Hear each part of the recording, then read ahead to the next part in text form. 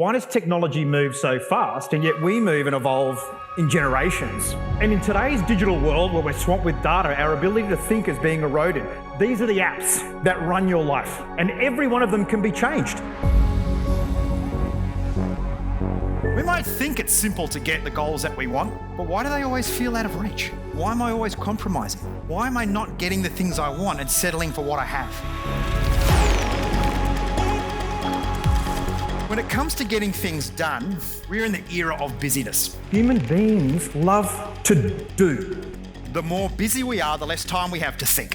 Thank you, AI. Thank you, automation. All the things that make our life easier on the one hand is also making life more difficult for us. I should be able to feel good, and I should do things that have meaning. Sometimes maybe I'm not the best version of myself, and maybe there is something else I can do to shift the needle a little bit more.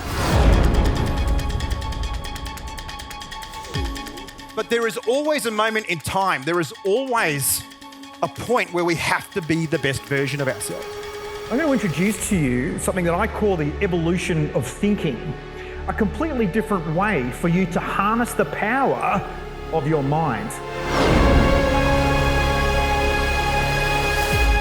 My lived experience, what I have actually done is use my brain at the absolute extremity of human performance in the cockpit of a high-performance 18-ton fighter jet. And my career as a fighter pilot made me passionately curious about the brain and how it drives human performance. Why? Because my life depended on it. Your brain has so much more capacity. A deliberate way of connecting your feelings, thoughts, and actions each day to feel good, think clearly, and do the right things. So this is the way fighter pilots exist. Now, fighter pilots are really good at setting the objective. We understand implicitly what it is we need to do. Do you? Fighter pilots aren't taught how to fly, they're taught how to think. Because when we think this way, we release these incredible neurochemicals in our body. Dopamine, oxytocin, serotonin, or endorphins, or what I call the dose. And purposeful reflection is called debriefing as fighter pilots, but I like to call it the do loop. Because what we say is every time we do something, we have to loop it back. We have to think about it. Here's what I want, here's where I am, here's the honest reason why I'm here right now, and this is what I'm going to do this afternoon to fix it. To stop, to reflect, and to loop back our feelings, thoughts, and actions to make sure that we feel good, think clearly, to drive the businesses and the lives that mean so much to us.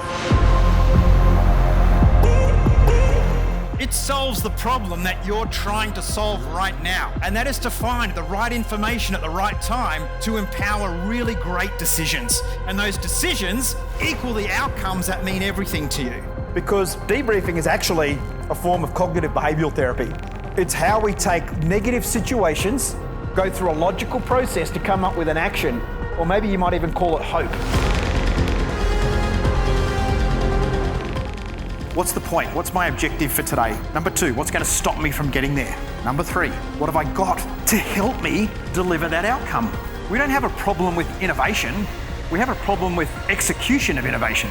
Debriefing closes that gap. Because the fighter pilot execution methodology has been proven to improve an organization's performance by over 300%. It is completely your choice. The environment you create, the person you are, the people you associate with, none of it is foisted upon you. Every single thing comes back to you.